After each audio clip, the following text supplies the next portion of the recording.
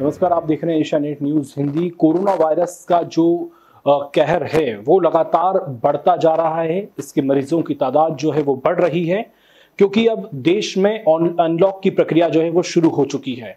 देश धीरे धीरे खुल रहा है।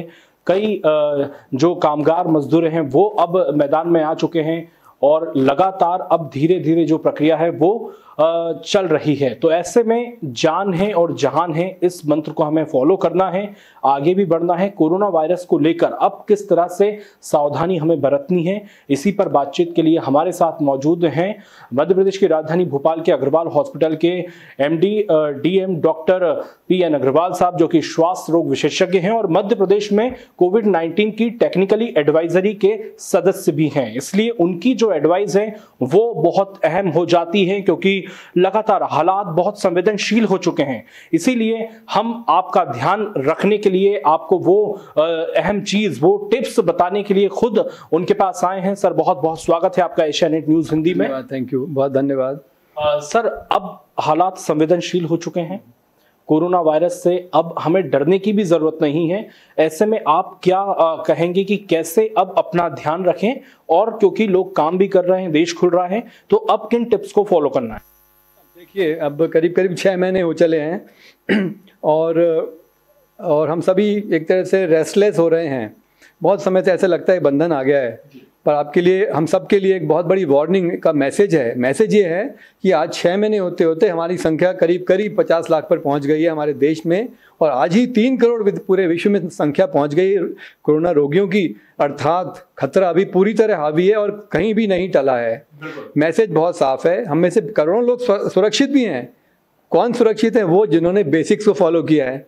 बेसिक्स मतलब हमको जो बार बार कहा गया है, प्रधानमंत्री जी की तरफ से कहा गया, और हर टीवी में, अखबार में आप लोग बार बार बता रहे हैं कि 4 बेसिक पॉइंट्स है जिनका ध्यान रखना ही रखना है। सबसे पहले मास्क पहनना जरूरी है। इस मास्क को पहनने से 90% का इन्फेक्शन का रेट कंट्रोल में आ चुका है, आता रहेगा। नंबर 1। नंबर 2, एक सोशल दूरी बनाना बहुत ज़रूरी है, क्योंकि खांसते समय जो कीटाणु जाते हैं, जो वायरस जाते हैं, करीब करीब 2 फीट 2 गज मतलब करीब 6 फीट तक जाता है। तो हम यदि बहुत पास रहेंगे तो एक से दूसरे को संक्रमण जाने की संभावना बढ़ती चली जाती है। तीसरा इंपॉर्टेंट पॉइंट है कफ एटिकेट। यदि खांसी है, छींक है, तो मुंह खोल के ना करें। आप इस तरह से कर सकते हैं, अपने कपड़े पे कर सकते हैं। तो इस तरह मतलब इस तरह होना, इस तरह बहुत बहुत बेसिक बातों का ध्यान रखना। और चौथा, हैंड वॉश। हैंड वॉश को देखिए, हमको बेसिक पे जाना ही पड़ेगा। अगर हम संक्रमण को रोकने से बचाना चाहते हैं तो ये बेसिक बातें अभी तक काम कर रही हैं और आगे भी काम करेंगी। हम में से वो लोग जो इसको फॉलो कर रहे हैं, आप पूरी तरह सुरक्षित हैं। आप देख रहे हैं बार बार चैनल्स में दिखाते हैं कि लोग मार्केट में जा रहे हैं, भीड़ भाड़ जा रही, परंतु उनके मास्क नहीं है, वो बेसिक्स फॉलो भूल गए और वहीं संक्रमण शुरू हो गया।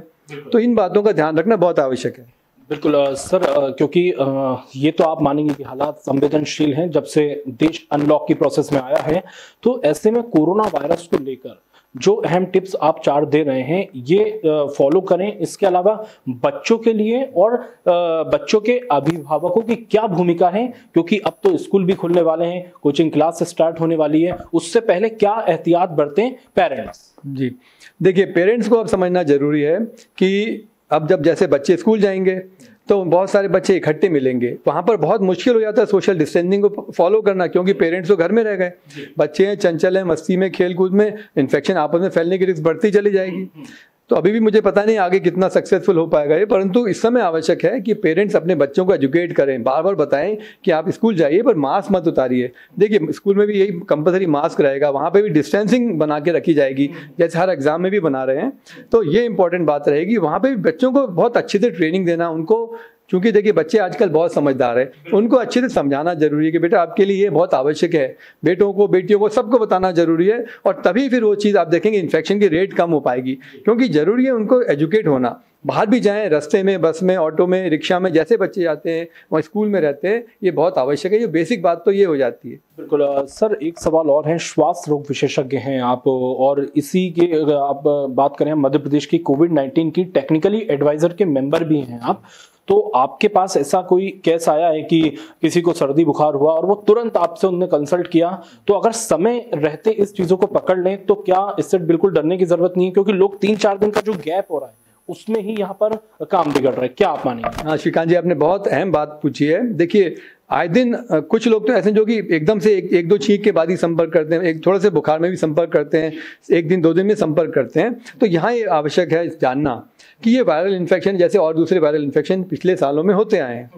यदि हमने देर की, यदि ये कोरोना का वायरस हमारे शरीर में गया, शरीर की रोग से लड़ने की शक्ति उस पर हावी होकर उसको ठीक कर देती है। यानी कि आपका यहाँ पर कहना है कि इम्यूनिटी सिस्टम पे सबसे प्रथम तौर पर ध्यान दिया जाए। बिल्कुल ठीक कह रहे हैं, एब्सोल्युटली इसेंशियल है। दूसरी बात यह है कि यदि वायरस को मल्टीप्लाई करने का मौका ना दिया जाए, उसके पहले हम बेसिक्स को फॉलो करने लगे। बेसिक्स मतलब क्या? रेस्ट करना जरूरी है, जुकाम सर्दी हो रहा है तो स्टीम लेना जरूरी है, कुछ दवाइयों से अपना बुखार नियंत्रित करिए, अच्छा रेस्ट करिए, अच्छे ड्रिंक्स लीजिए, सो दैट इन्फेक्शन बढ़े ही नहीं। ऐसे में यदि व्यक्ति दौड़ता भागता है, एक्सर्शन करता है तो वायरस को बढ़ने का मौका मिलता है। ऐसे में यदि किसी को डायबिटीज है तो डायबिटीज नियंत्रित रखना जरूरी है, कोई और बीमारी तो उसको भी नियंत्रित रखना जरूरी है। तो इन सब के चलते यदि हम किया जाए और जब हमसे लोग संपर्क में आते हैं। और तीसरी बात, एक बार यदि किसी को वायरस का डेवलपमेंट हो ही रहा है इन्फेक्शन का, तो हमें कैसे मालूम चलेगा? वो मालूम चलेगा उसका टेम्परेचर पे मॉनिटर करके और पल्स ऑक्सीमीटर से ऑक्सीजन सैचुरेशन देख के। यदि ऑक्सीजन की मात्रा में कमी आ रही है तो बहुत स्ट्रॉन्ग सिग्नल है कि वो इन्फेक्शन लंग्स में गया, निमोनिया की शुरुआत हो गई है।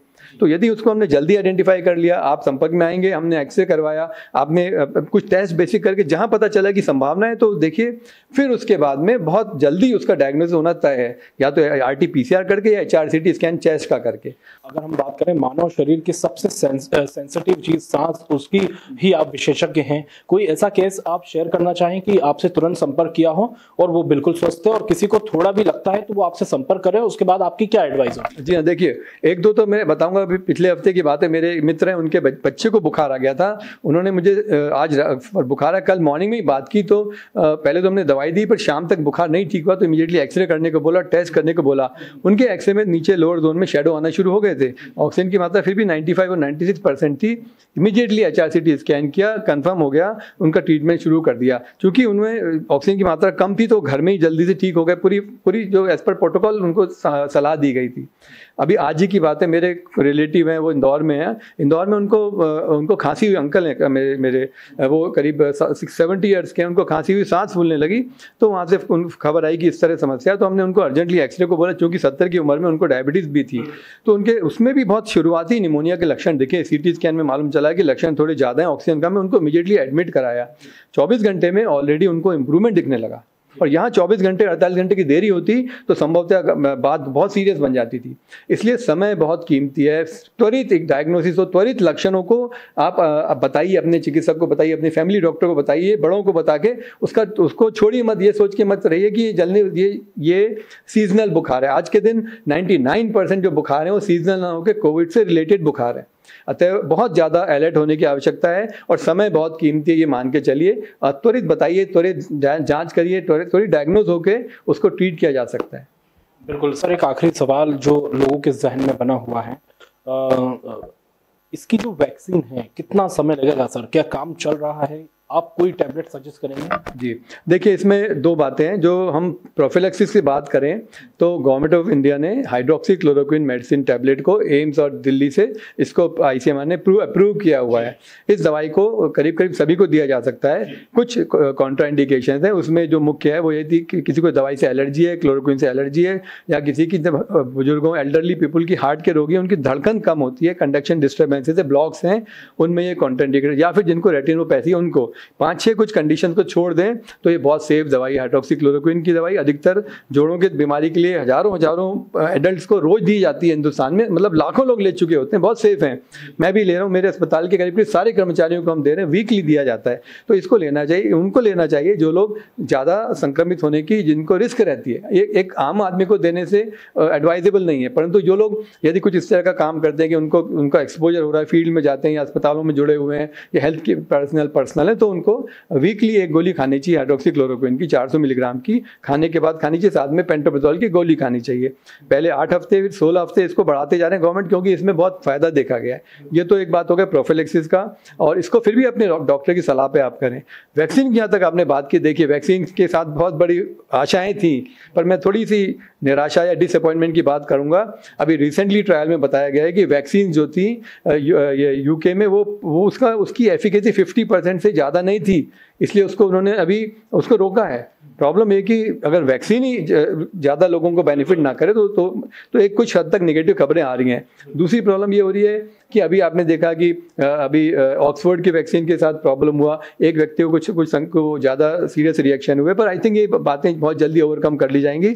अपेक्षा है कि अगले साल फरवरी मार्च तक हमको अच्छा वैक्सीन मिल जाएगा, जिससे हम बहुत अच्छे से इस रोग को लड़ पाएंगे, फेस कर पाएंगे। बिल्कुल, उम्मीद हम यही करते हैं सर। आप भी कोरोना वॉरियर्स हैं, जिस तरह से आप लगे हुए हैं। एशियानेट न्यूज़ हिंदी की तरफ से आपको बहुत बहुत शुभकामनाएं। जिस तरह से आप एक हॉस्पिटल की भी बात करें, वीक में सभी एम्प्लॉयज़ को एक परिवार के मुखिया की तरह आप ट्रीट करते हैं, हमारी तरफ से बहुत बहुत शुभकामनाएं सर। और आपने एशियानेट न्यूज़ के लिए वक्त निकाला, बहुत बहुत शुक्रिया। धन्यवाद, thank you so much, thank you.